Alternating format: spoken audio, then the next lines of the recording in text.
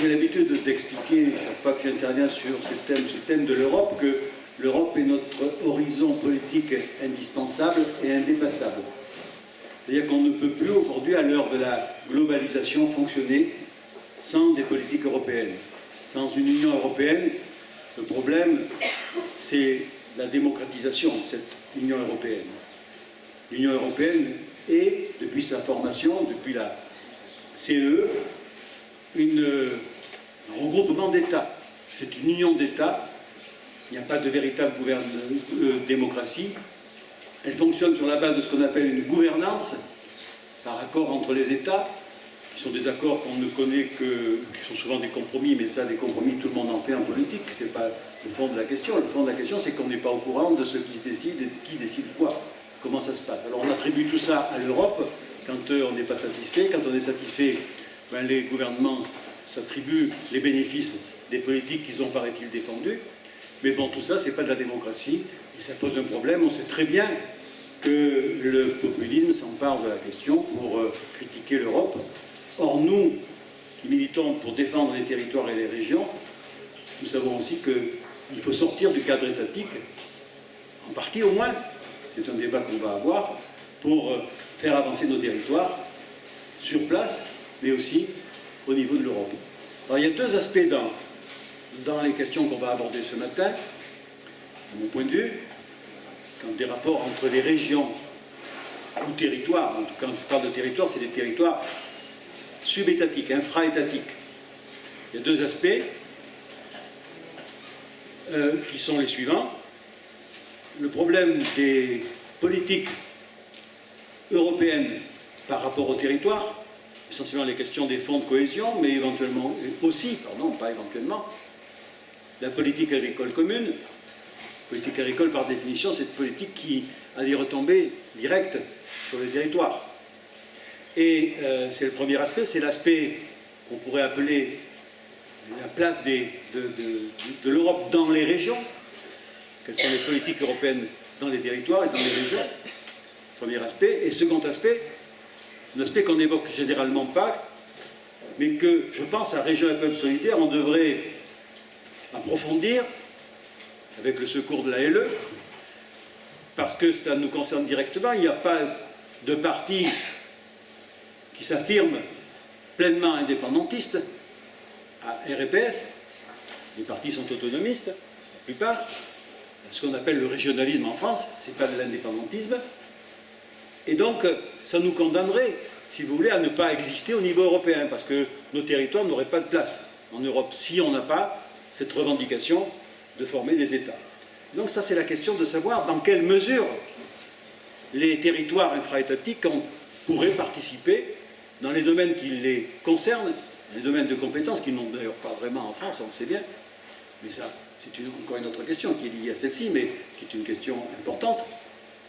C'est la question de savoir si les territoires infra-étatiques, les régions, pour ce qui nous concerne, ne pourraient pas, par quels moyens pourraient-ils avoir le droit de participer au processus de décision européenne dans les domaines qui les concernent, dans leur domaine de compétences. Et ça, c'est la question des régions en Europe. C'est une question qu'à RPS, on n'a jamais vraiment traitée, qu'on a abordée comme ça dans des textes, notamment pour la campagne de François Alfonsi, quand il était tête de liste dans la grande région sud-est, aux dernières européennes, ce qu'on avait fait avec certains militants de l'UDB, j'avais participé à la mise sur pied d'un texte programmatique dans lequel on évoquait cette question. Mais on n'en a jamais discuté directement à RPS. Voilà pourquoi ce matin j'aimerais reposer la question. Donc il y a deux aspects dans le débat. Tiens, on n'a même pas discuté par lequel on commencerait. Moi je vais commencer par le second là, que je viens de vous évoquer, c'est-à-dire les régions en Europe, parce que je vais au moins poser la question. Et puis je crois que les deux intervenants, de toute façon, ils auront tous les deux quelque chose à dire là-dessus, forcément. Et puis après, on abordera la question de l'Europe dans les régions, à travers ton intervention, parce que c'est la question des politiques européennes qui sont remises en question aujourd'hui par le Brexit. L'Europe va perdre du financement avec la sortie du Royaume-Uni, et tout le monde en profite. Quand on n'est pas pro-européen, on en profite pour dire, ben voilà, il faut diminuer les budgets de l'Europe. On n'a plus le financement, donc il faut arrêter avec tout ça. Et ça nous pose des problèmes énormes dans les territoires, ça va poser des problèmes énormes. En tout cas, ça risque de les poser, et j'aimerais qu'on ait un éclairage là-dessus. Voilà. L'avenir des politiques européennes en région, notamment l'avenir des politiques liées au fonds de cohésion. Bien, je commence par la première question, les régions en Europe. C'est la question de la participation des régions au processus décisionnel européen. Aujourd'hui, les décisions en Europe, contrairement à tout ce que l'on dit, sont prises pour l'essentiel par les États. Les États qui sont représentés dans le Conseil européen, Conseil des présidents et premiers ministres en Europe, qui définit les stratégies pour l'Union européenne, mais qui souvent va plus loin que les stratégies, qui intervient aussi parfois de manière très précise. Mais ce n'est pas lui qui prend sur le papier, au moins dans les traités, les véritables décisions. Elles sont prises ensuite par le Conseil des ministres qui s'appelle le Conseil européen tout court, mais qui est en réalité un conseil composé des ministres des différents gouvernements de l'Union européenne qui interviennent. Quand c'est une matière qui concerne le ministre de l'Agriculture, c'est des ministres de l'Agriculture des gouvernements d'Europe qui vont intervenir pour prendre des décisions, des règlements par exemple, sur la question de la politique agricole commune. Il faut y ajouter évidemment le Parlement. Le Parlement, depuis quelques années, s'est vu conférer un pouvoir de codécision. Pas dans toutes les matières, mais quand même pour des matières aujourd'hui importantes. Donc il y a quand même un aspect démocratique qui aujourd'hui a fini par passer à travers le Parlement. Le problème, c'est que le Parlement, en tout cas vu du point de vue français, il est tout à fait commandé, non pas par la question des territoires, non pas par la question de l'intérêt général européen, la plupart du temps, mais il est gouverné par les intérêts nationaux. Le gouvernement français, comme la plupart des gouvernements européens, demande aux députés de chaque État d'avoir en tête constamment l'intérêt national, l'intérêt de l'État. Voilà. Donc, il n'y a pas... C'est une Europe des États, à laquelle qu'on voit fonctionner depuis le départ. Et l'Europe des États, j'avais utilisé une formule d'ailleurs que j'avais repris de quelqu'un, je ne sais plus qui exactement, si je sais maintenant, je vais lui rendre un petit hommage, c'est l'ancienne ministre éphémère de la Défense en France, madame qui était, parce que je ne sais plus si elle est toujours, madame Sylvie Goulard, et elle n'est plus ministre, non mais elle est redevenue députée.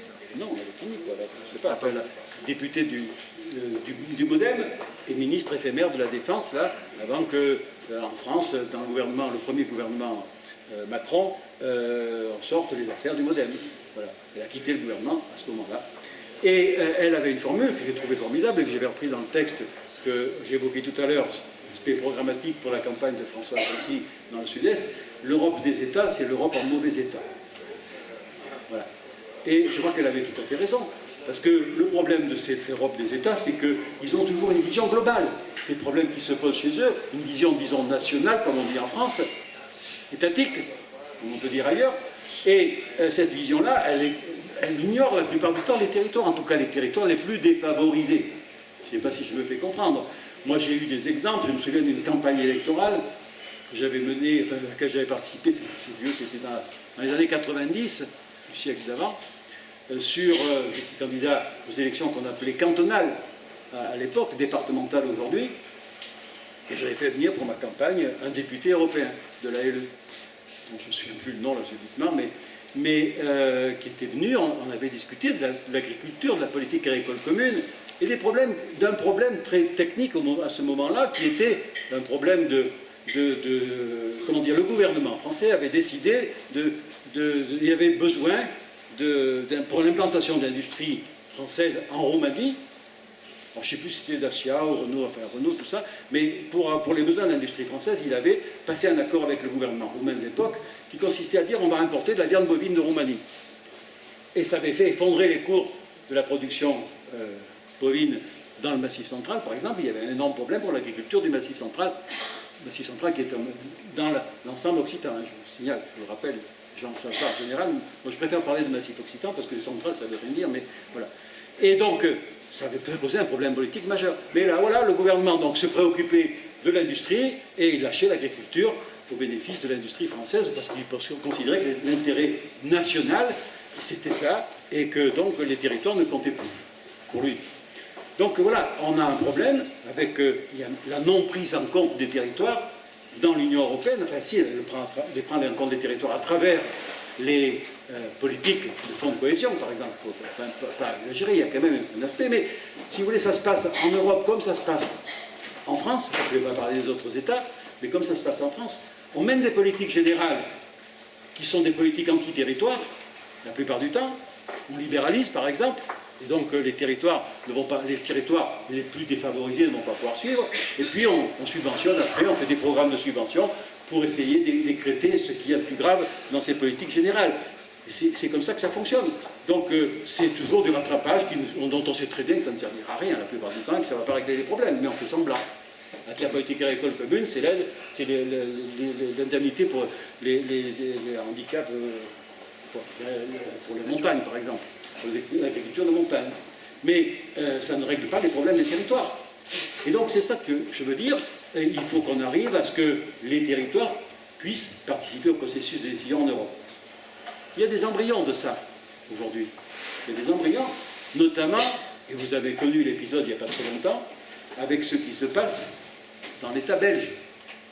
Dans l'État belge, l'État belge a fait une déclaration au moment du traité de Lisbonne, et il a fait une déclaration pour dire que, dans certaines matières, ce n'est pas l'État qui interviendra au Conseil des ministres, par exemple, en Europe, mais ce seront les régions, les parlements, ou les gouvernements, pardon, les ministres de Flandre ou de Wallonie, qui interviendront au nom de l'État belge. Donc, dans ces pays-là, en Belgique, pardon, ce qui se passe, c'est que le gouvernement, quand c'est la question abordée par le Conseil des ministres européens, relève des compétences des deux communautés flamandes et wallonnes, le gouvernement central n'intervient pas. Et donc c'est soit un ministre wallon, soit, je pourrais vous l'expliquer peut-être plus en détail, je ne vais pas rentrer dans tous les détails maintenant, mais soit un ministre wallon, soit un ministre flamand qui va participer au Conseil des ministres, ce qui ne va pas sans poser problème pour les ministres français, parce que vous imaginez un ministre de la République qui va se trouver confronté avec un ministre territorial au même Conseil des ministres, qui va avoir autant de poids que lui, ou presque, pas tout à fait, mais presque, et donc ils ne supportent pas. Ça leur pose un problème d'ego. Voilà.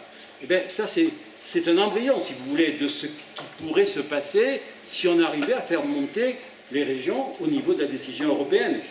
Mais ça se limite à l'État belge.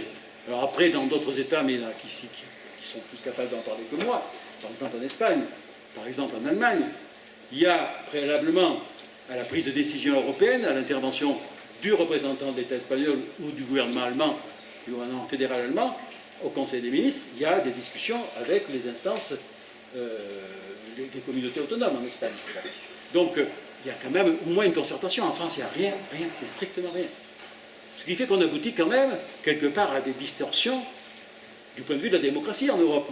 Puisque certains territoires, regardez ce qui s'est passé avec le fameux traité avec le Canada, entre l'Union européenne et le Canada, le CETA. La Wallonie s'y est opposée. Et tant qu'elle s'y est opposée, l'Europe n'a pas pu adopter le traité en question. Ça a été un scandale en France. Hein, qu'une région de Belgique puisse s'opposer à un traité international que voulait toute l'Europe. Vous imaginez? Alors moi, je ne suis pas en train de dire qu'il faut arriver à cette solution-là, que chaque petit territoire puisse bloquer éventuellement le processus de décision européenne, mais enfin, en tout cas, ça montre que quand on a une autre façon de raisonner, quand on considère que les territoires peuvent participer au processus de décision en Europe, ça peut avoir des incidences importantes. Alors le problème est de savoir comment. C'est une question que, à l'ALE, tout à l'heure Günther a rappelé que j'ai été pendant, je ne sais plus combien d'années, membre du bureau de l'ALE. Non, je ne suis plus rien à l'ALE, je suis membre honoraire. Je prends ma retraite. Mais, quand même, je me souviens qu'on avait des débats sur la question que l'ALE avait appelé, c'était le concept qui avait été forgé à l'époque, l'élargissement interne de l'Europe, de l'Union européenne. L'élargissement interne, c'est-à-dire qu'il y a l'élargissement, tout le monde sait ce que c'est quand on fait entrer de nouveaux États qui ne sont pas dans l'Union actuellement. Question, par exemple, est-ce qu'on va faire entrer la Serbie ou la Turquie je crois que c'est un peu râpé pour le moment, mais dans l'Union européenne, c'est ça l'élargissement classique qu'on a appelé à l'ALE l'élargissement externe de l'Union européenne. Mais la question s'est posée aussi de ce qu'on appelait aussi l'élargissement interne. cet élargissement interne, ça consiste à faire monter d'autres institutions que les institutions étatiques dans le processus de décision, enfin que les gouvernements qu'on connaît dans les institutions européennes. Il y a deux façons de concevoir l'élargissement interne. Et c'est vrai qu'à l'ALE, on a étudié essentiellement, parce que ça correspond aux questions politiques qui sont posées dans l'ALE, une des façons de concevoir cet élargissement interne, c'est-à-dire la création de nouveaux États dans le territoire de l'Europe actuelle, de l'Europe à 28 et à 27 demain. Et ça, c'est la question de l'indépendance de l'Écosse, de la Catalogne, du Pays Basque éventuellement. Cette question-là, l'ALE l'a traitée, soutient, et nous soutenons, même à RPS, ces processus-là, ces processus politiques. Mais il y a un autre aspect, une autre façon de concevoir l'élargissement interne pour ceux qui ne sont pas indépendantistes et qui ne veulent pas devenir des États. Pour les territoires qui ne veulent pas devenir des États, c'est justement la question que j'ai posée tout à l'heure, pourquoi est-ce qu'on n'admettrait pas que dans leur domaine de compétences, les territoires infra-étatiques puissent participer à la décision européenne. Alors comment? À l'ALE, quand cette question n'a jamais été traitée à fond, mais il y avait eu une formule qui avait été avancée, sans être étudiée, c'était la formule de transformer le comité des régions en chambre parlementaire, en troisième chambre. Parce que si vous regardez d'un point de vue du fédéralisme, la construction européenne, je n'emploie pas les mots de fédéralisme, parce qu'en France ils sont pipés, ça ne marche pas. Mais bon, c'est quand même, on peut faire la comparaison. Il y a actuellement deux chambres. Il y a le Parlement qui représente les citoyens d'Europe d'une certaine façon, qui est censé les représenter, et vous avez le Conseil des ministres qui correspond à un Sénat, comme on l'a dans les États qui ont les deux chambres. Regardez aux États-Unis, par exemple, entre le Congrès et le Sénat, enfin, la Chambre des représentants et le Sénat, qui constituent le Congrès, mais vous avez une représentation des territoires. Et la représentation des territoires en Europe, c'est le Conseil des ministres, le Conseil européen, le Conseil tout court. Moi, je me dis qu'on pourrait créer une troisième chambre. C'est ce que disait l'ALE à l'époque, parce qu'elle n'a jamais apporté la question, mais comme je crois que c'est difficile à imaginer, l'Europe peut inventer un nouveau système, effectivement. Moi, j'avais proposé dans le document qui avait circulé en 2014 pour la dernière campagne des Européennes, la création d'un Sénat des États et des régions. Sénat des États où chacun interviendrait au Conseil des ministres, comme ça se passe actuellement avec l'exemple belge que j'ai évoqué tout à l'heure, où chacun interviendrait entre les États et les territoires régionaux selon les matières. C'est ce qui se passe d'ailleurs au Conseil des ministres actuel, j'ai expliqué tout à l'heure rapidement. Quand c'est l'agriculture, c'est le ministre de l'Agriculture. Quand c'est des questions de consommation, ben, c'est les ministres en charge de la consommation dans le gouvernement, dans les gouvernements, etc. Et donc, créer ce Sénat des États et des régions d'Europe. Bon, après, il faut rester en définir les modalités. Je reviendrai dans un instant. Mais je crois que ça permettrait d'avoir quelque chose qui ne soit pas un monstre d'organisation institutionnelle par rapport à ce qu'on connaît à peu près partout sur la planète, quand la démocratie s'applique. Trois chambres, ça fait un peu bizarre quand même. Donc, deux chambres, mais une chambre qui interviendrait avec des formations différentes, comme on l'a pour le Conseil des ministres, je viens d'expliquer, selon les matières et selon que les territoires auraient la compétence ou pas. Parce que ça aussi, mais ça va, si ça peut marcher, si c'était institutionnalisé ce qui se passe en Belgique aujourd'hui, ou les embryons qui existent dans l'État espagnol ou en République allemande, ça permettrait peut-être de faire monter des revendications dans les territoires aussi chez nous. Regardez l'aspect prospectif de la question. Et donc, voilà, cette proposition-là, je souhaite que l'on puisse l'étudier peut-être davantage à l'ALE. Je pense en particulier à la fondation de l'ALE au CNC, qui de temps en temps fait des études, des colloques, publie des ouvrages sur des questions de ce type-là. J'aimerais qu'on l'étudie davantage. Bon, je pense que ça présente des avantages, ce type de préoccupation, en tout cas l'intégration des territoires subétatiques dans le processus de décision. Ça participe de ce qu'on peut appeler, c'est une des revendications importantes pour l'avenir de l'Europe, pour la démocratisation de l'Europe, ce qu'on appelle parfois, on peut appeler l'Europe de la proximité, parce que l'Europe, elle est très éloignée des citoyens, même quand elle a des interventions directes sur les territoires. Les gens ne savent pas à quoi ça correspond. Moi, je me souviens, j'ai été maire pendant longtemps, j'avais bénéficié de fonds européens, parce qu'on avait monté quelques petits programmes qui permettaient d'utiliser des fonds européens. Alors évidemment, l'Europe nous imposait de mettre des panneaux indiquant que cette réalisation avait été financée par l'Union européenne. On l'a fait. Mais les gens, c'est sympathique dans leur esprit, même quand ils voient le panneau qui indique tout ça. Donc l'Europe est loin. Et il faut arriver à la rendre plus proche des citoyens. Je pense que c'est un des moyens de le faire. En plus, ça participe d'une autre préoccupation que j'ai, puisque je vous ai dit que je n'emploie pas un vocabulaire fédéraliste, non pas que je sois contre le fédéralisme, tout le monde peut le comprendre, mais parce qu'en France ça ne passe pas, d'un point de vue politique, ça participe de ce que j'appelle la prise en compte de la démocratie territoriale. On a un gros problème en France, que la plupart du temps les gens ne savent pas, que même les politiques n'ont pas encore bien compris, bien assimilé, c'est qu'il y a toujours deux aspects dans la démocratie. J'ai approfondi un peu cette question à partir de lecture d'un compte-rendu de travail de sociologues américains sur l'avenir des territoires à faible densité de population. Ces sociologues américains expliquaient que ces territoires-là, il y avait des politiques qui leur permettraient de les sauver, en tout cas de leur donner un avenir, mais qu'ils ne l'auraient jamais parce qu'ils n'avaient pas de pouvoir de participer à la décision les concernant. Voilà, c'est à partir de cette réflexion-là que je me suis dit, bon, il faut arriver à faire fonctionner, il faut que les territoires, même les plus faibles économiquement, puissent être acteurs des décisions qui les concernent. C'est le problème de la démocratie territoriale. En France, ça n'existe pas.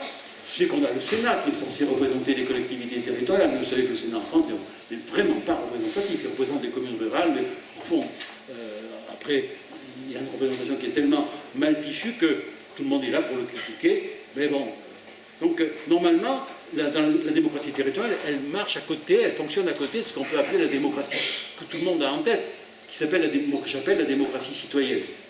Quand c'est l'intérêt de tous qui est en jeu, tous les citoyens doivent avoir une voix qui compte à égalité avec tous les autres. C'est le principe de la démocratie citoyenne. Et ça conduit à quoi en France? Comme on ignore la démocratie territoriale par le Sénat, qui est une espèce de potiche, là, d'une certaine façon, ça conduit à ce que, regardez, quand Macron nous promet la diminution drastique du nombre de députés, donc de circonscriptions, en France, ça veut dire qu'on va avoir moins de députés, que donc les territoires ne vont plus, qui étaient représentés indirectement par leurs députés à travers leur circonscription. Je sais bien, on a dit le contraire hier, c'est vrai juridiquement, mais politiquement, c'est quand même une représentation des territoires, des circonscriptions électorales, surtout avec un système uninominal. Et donc, on va regarder par exemple la Lozère, la Creuse n'ont plus qu'une circonscription électorale. Je ne sais pas s'ils en auront encore une demain avec les mesures envisagées par Macron, on ne sait pas trop où ça va aller, mais en tout cas, il n'y aura plus de vraie représentation des territoires au niveau des instances nationales. Donc il faut arriver à avoir les deux. Et regardez ce que dit la démocratie citoyenne, elle suppose l'égalité de chaque citoyen, qui a le même poids dans la décision. Il y a même des gens qui imaginent aujourd'hui qu'on pourrait faire des circonscriptions électroniques. Je veux dire, il y a des études prospectives là-dessus pour faire des circonscriptions électroniques et on voterait en créant des amalgames de citoyens qui seraient une circonscription électronique donnée, qui représenterait à peu près toutes les couches de population qu'on a sur un territoire en France, par exemple, mais ils seraient de diverses parties du territoire. C'est-à-dire les territoires sont niés, même dans la réflexion sur ces questions-là. Eh bien, je crois qu'il faut arriver à faire fonctionner les deux. Et quand on parle de démocratie territoriale, ça veut dire que chaque territoire aurait le même poids, grand ou petit, économiquement développé ou pas.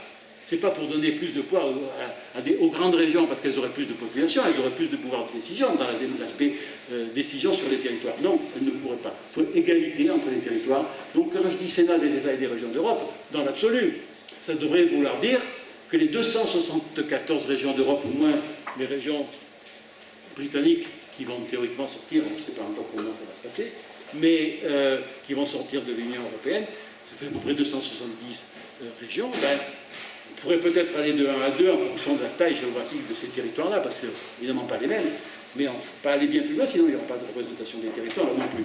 Voilà. Je ne vais pas rentrer dans plus de détails, parce qu'après ça devient très technique, que je n'ai pas fait les études suffisantes là-dessus pour parler de tout ça. Mais je crois que c'est l'enjeu de la démocratie territoriale. J'ajoute, parce qu'on pourrait me dire, j'entends souvent dire, mais il y a un principe en droit institutionnel qui est le principe de subsidiarité. Et donc ça devrait résoudre les problèmes des territoires, le principe de subsidiarité. C'est-à-dire que l'Europe ne devrait pas s'occuper de ce qui concerne les territoires, sauf pour les aider éventuellement, à travers les politiques de cohésion, mais elle ne devrait pas s'occuper, c'est les territoires qui devraient décider. Bon, on s'aperçoit bien que c'est pas vrai, parce que dès qu'il y a des politiques de cohésion, Les territoires sont concernés et pourtant ce n'est pas eux qui décident. Et ils ne participent même pas à la décision. Et donc, je me dis que quelque part, le principe de subsidiarité, il est insuffisant. Alors je pense, moi, juriste, pas de droit public, mais peu importe, je pense que c'est un principe de philosophie politique qui a été inventé par l'Église au Moyen-Âge, il faut le dire, et qui, depuis, a fait son chemin, il est passé dans les têtes, et tout le monde croit, les fédéralistes, comme nous, pensent que ça va tout résoudre.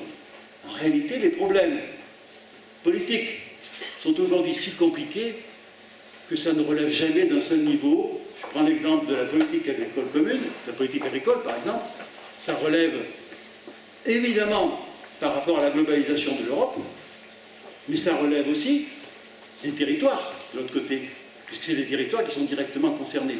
Et donc, moi j'ai un concept là qui n'est pas le principe de subsidiarité, mais qui est le concept de démocratie multiniveau. Quand les problèmes politiques se posent, ils sont imbriqués entre plusieurs niveaux institutionnels, et bien il faut que les différents niveaux institutionnels interviennent dans le processus de décision. Et donc cette proposition que je fais là, d'étudier cette question, elle participe à cette question de la démocratie multiniveau. J'ajoute que, évidemment, tout est ouvert là-dedans, parce que ça peut être évolutif, que ça veut dire qu'à certains moments, en France, si on appliquait le principe aujourd'hui, il n'y a pas les régions, l'État français n'accepterait pas que les régions participent au processus de décision. Mais si d'autres États le font, sont amenés à le faire, ça veut dire qu'un jour la question sera posée, évidemment, forcément en France.